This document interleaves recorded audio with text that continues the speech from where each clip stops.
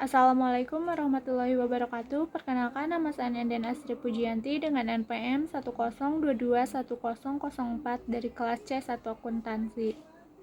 Dengan dibuatnya video ini untuk memenuhi nilai evaluasi tengah semester mata kuliah Tata Kelola Perusahaan.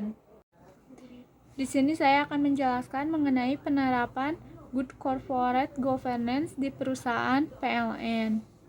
Yang pertama, saya akan menjelaskan mengenai pengertian Good Corporate Governance atau GCG adalah suatu praktek pengelolaan perusahaan secara amanah dan prudensial dengan mempertimbangkan keseimbangan pemenuhan kepentingan seluruh stakeholders.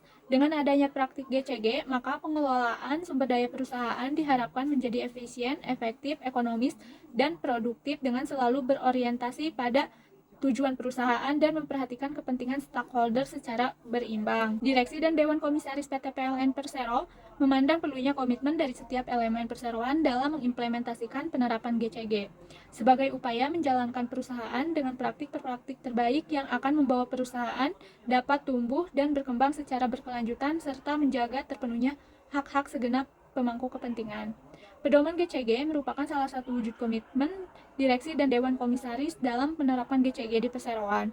Direksi dan Dewan Komisaris memberikan apresiasi kepada tim penyusun sehingga buku ini dapat diselesaikan dengan baik. Berharap buku pedoman GCG ini dapat menjadi salah satu acuan dan dasar implementasi GCG di perseroan. Kemudian tentang perusahaan. Perusahaan Listrik Negara atau disingkat dengan PLN atau nama resminya adalah PT PLN Persero adalah sebuah BUMN yang mengurusi semua aspek kelistrikan yang ada di Indonesia.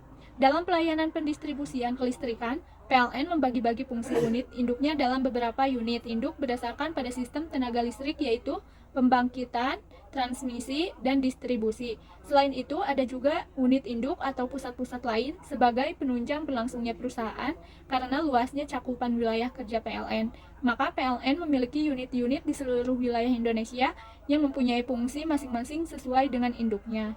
Adapun visi, misi, dan moto PT PLN Persero menjadi perusahaan listrik terkemuka se-Asia Tenggara dan nomor 1 pilihan pelanggan untuk solusi energi. Misi yang pertama, menjalankan bisnis kelistrikan dan bidang lain yang terkait, berorientasi pada kepuasan pelanggan, anggota perusahaan, dan pemegang saham. Yang kedua, menjadikan tenaga listrik sebagai media untuk meningkatkan kualitas hidup masyarakat. Yang ketiga, mengupayakan agar tenaga listrik menjadi pendorong kegiatan ekonomi, menjalankan kegiatan usaha yang berwawasan lingkungan.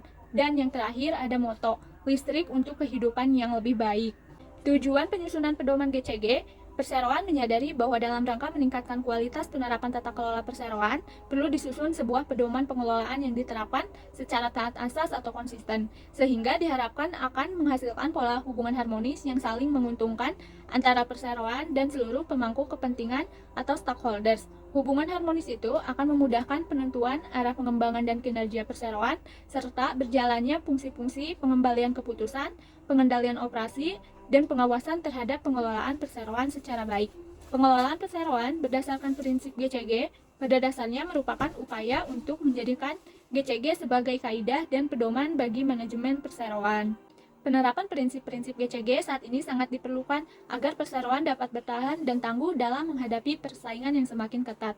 GCG diharapkan merupakan sarana untuk mencapai suatu tujuan.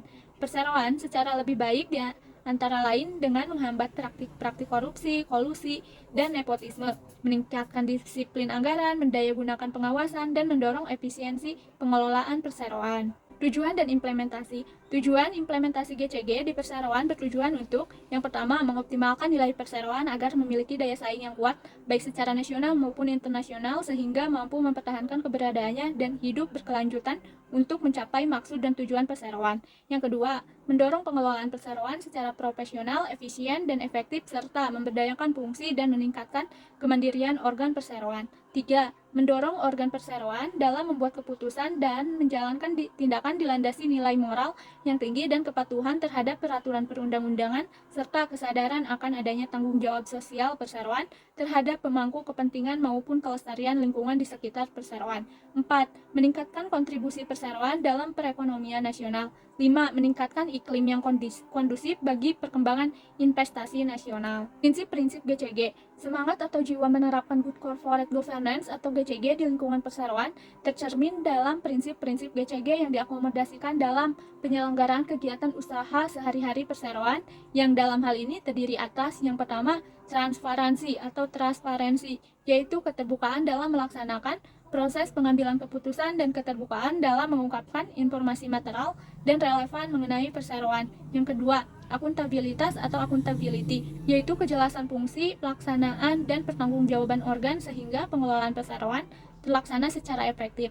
3. Pertanggungjawaban atau responsibility, yaitu kesesuaian di dalam pengelolaan perseroan terhadap peraturan perundang-undangan dan prinsip-prinsip korporasi yang sehat. 4. Kemandirian atau independensi, yaitu keadaan di mana perseroan dikelola secara profesional tanpa benturan, kepentingan, dan pengaruh atau tekanan dari pihak manapun yang tidak sesuai dengan peraturan perundang-undangan dan prinsip korporasi yang sehat. 5. Kewajaran atau fairness, yaitu keadilan dan kesetaraan dalam memenuhi hak-hak pemangku kepentingan atau stakeholders yang timbul berdasarkan perjanjian dan peraturan perundang-undangan. Selanjutnya ada dasar hukum. Yang pertama, undang-undang. Di dalam undang-undang berisi yang pertama, Undang-Undang Nomor 8 Tahun 1997 tentang dokumen perusahaan dalam kurung UU Dokumen 8/1997. Yang kedua, Undang-Undang Republik Indonesia Nomor 19 Tahun 2003 tentang BUMN dalam kurung UU BUMN 19/2003. Yang ketiga, Undang-Undang Republik Indonesia Nomor 40 Tahun 2007 tentang perusahaan terbatas dalam kurung UU PT 40/2007. 4. Undang-Undang Nomor 11 Tahun 2008 tentang informasi transaksi elektronik dalam kurung UU IT 11/2008 beserta perubahan sebagaimana tercantum dalam UU Nomor 9 Tahun 2016 tentang perubahan atas UU Nomor 11 Tahun 2008.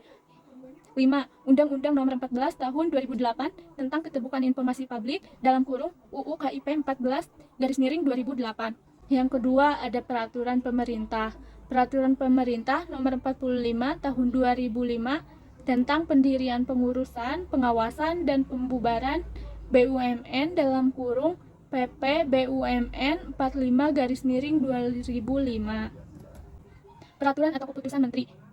Yang pertama, keputusan Menteri Negara Pendayagunaan Badan Usaha milik Negara RI _Kepala Badan Pembina BUMN nomor Kep strip 211 M strip PBUMN _1999 tentang laporan manajemen perusahaan badan usaha milik negara dalam kurung Kepmen BUMN 211 1999. 2. Keputusan Menteri Badan Usaha milik Negara nomor Kep strip 101 MBU 2002 tentang penyusunan LKAP dalam kurung Kepmen BUMN 101 2002. 3. Keputusan Menteri Badan Usaha milik Negara nomor Kep strip 102 MBU 2002 tentang penyusunan RJP Kepmen BUMN 102 2002. 4. Peraturan Menteri Badan Usaha milik Negara nomor strip 01 MBU 2011 tentang penerapan tata kelola perusahaan yang baik atau good corporate governance pada BUMN dalam kurung Permen BUMN 01 2011. 5. Peraturan Menteri Badan Usaha milik Negara nomor strip 09 MBU 2012 tentang perubahan atas peraturan Menteri BUMN Nover strip 01